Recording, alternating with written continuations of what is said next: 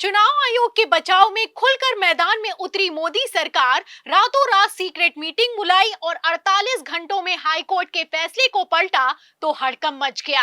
आपको बता दें, एक तरफ राहुल गांधी ने महाराष्ट्र चुनावों पर सख्त एक्शन लिया, दूसरी तरफ पूरा खेल एक्सपोज हो गया है। तो 48 घंटों में ऐसा क्या हुआ कि पूरा खेल पलट गया, आपको बताएंगे।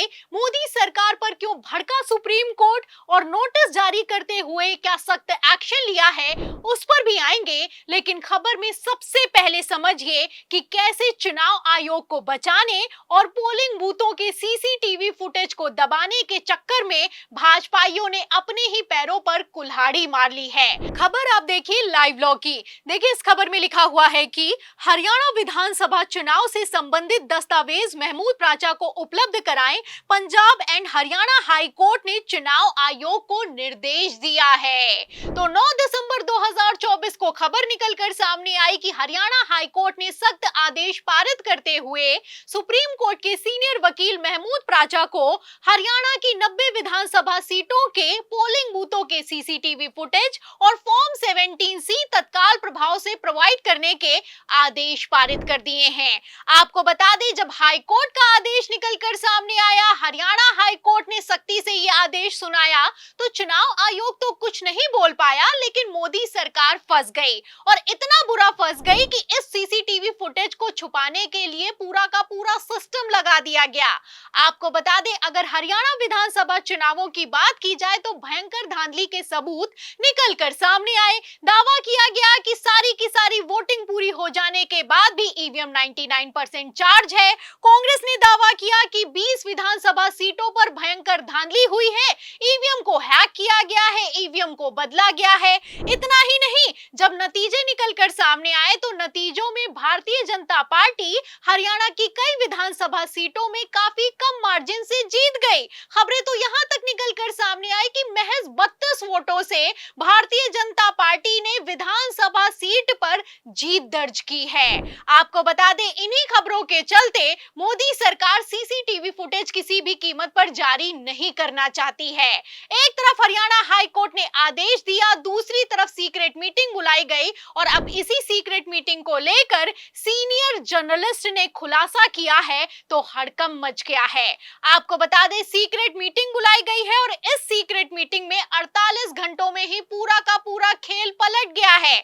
आपको बता दें, इसी सीक्रेट मीटिंग को लेकर जो कि चुनाव आयोग और मोदी सरकार के बीच में हुई थी, इस मीटिंग को लेकर अरविंद गुनेस्कर हैं, जो कि सीनियर जर्नलिस्ट हैं, उन्होंने चुनाव आयोग के लेटर को शेयर करते हुए लंबा चौड़ा आर्टिकल लिखा है और इस आर्टिकल में स्टेप बाय स्टेप बताया है कि कैसे हरियाणा के विधानसभा चुनावों में हैकिंग की गई और उसके बाद सबूतों को भी छुपाया गया।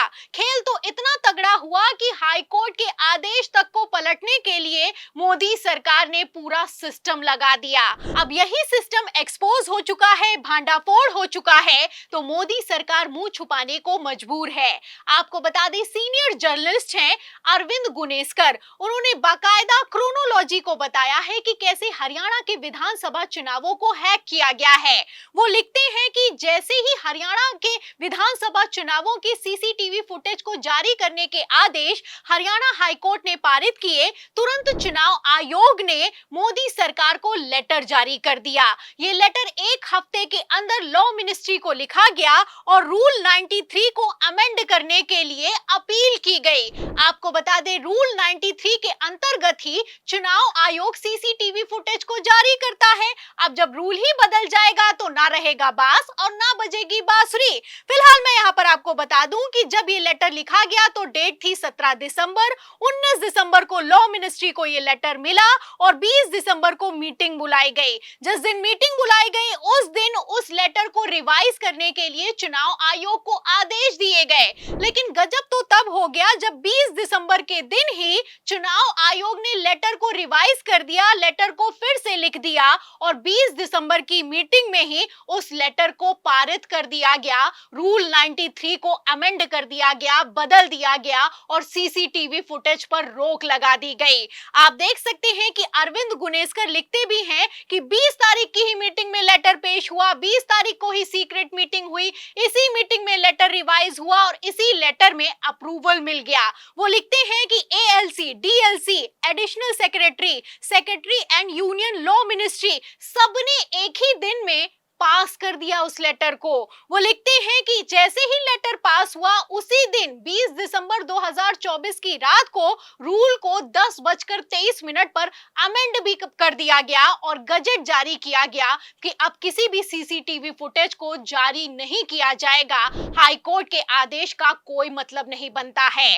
फिलहाल आप देख सकते हैं कि इसमें दिखाई दे रहा है कि किस तरीके से discussion, objection, revision, confirmation, finalisation, approval and notification सब कुछ 48 घंटे में हुआ है। आपको बता दें, पहले तो सीसीटीवी फुटेज पोलिंग बूथों के निकलकर भी सामने आए और इन पोलिंग बूथों के सीसीटीवी फुटेज में साफ दिखाई दिया कि बिना किसी सरकारी अधिकारी के और बिना किसी सिक्योरिटी के ईवीएम को इधर से उधर किया जा रहा है। फिलहाल इनसे जब भांडाफोड़ हुआ तो अब सीसीटीवी फुटेज ही रोक दिए गए हैं और क्यों रोक दिए गए हैं, कैसे रोक दिए गए हैं, इसको लेकर सीनियर जर्नलिस्ट ने पूरा का पूरा खेल एक्सपोज कर दिया है।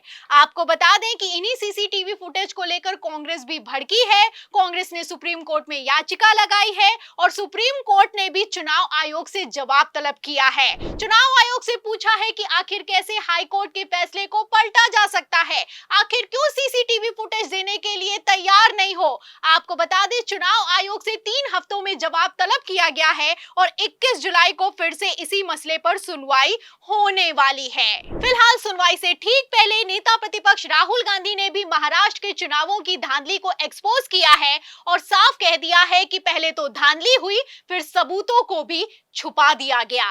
5वां पॉइंट जिस पे हम कह रहे हैं कि ये एक अकेला पॉइंट इतना भारी है कि आरएसएस और बीजेपी और उनके सारे सहयोगी हर चुनाव हार जाएंगे, उसका कोई जवाब चुनाव आयोग के पास ना था, ना है, ना कभी होगा।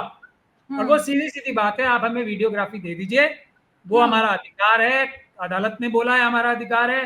जैसे ही वो मिलेगी तो प्रियंका जी ये बिल्कुल साफ हो जाएगी बात कि चुनाव कितना बेईमानी भरा था, वो जनता अपनी आंखों से देख लेगी। तो सुना आपने, सुप्रीम कोर्ट के सीनियर वकील महमूद प्राचा, जिन्होंने पहले भी हरियाणा हाई कोर्ट में जीत हासिल की थी, एक बार फिर से बड़ी जीत की तैयारी में है, बड़ी जंग की तैयारी में है।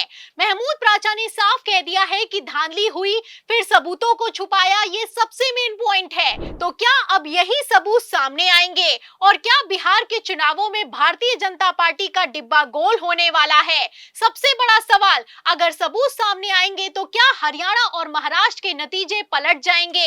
फिलहाल क्या होगा, ये क्या नहीं होगा, ये तो आने वाला वक्त बताएगा। लेकिन जैसे चुनाव आयोग हड़बड़ा रहा है और राहुल गांधी को जवाब देने के लिए बीजेपी ने भाजपाइयों की फौज उतारी है, आपको क्या लगता है, क्या पेच फंस चुका है, क्या पूरा खेल एक्सपोज हो चुका है? इस सवाल के जवाब में, पूरी रिपोर्ट पर, राहुल के सवालों पर, 48 घंटों में हुए खेल पर आपकी क्या राय है, हमें कमेंट बॉक्स में जरूर लिखें। वीडियो को ज्यादा से ज्यादा शेयर करें, हमारे चैनल को लाइक करें, सब्सक्राइब करें, ज्वाइन करें। फिर मिलते हैं अगली खबर के साथ, तब तक के लिए धन्यवाद।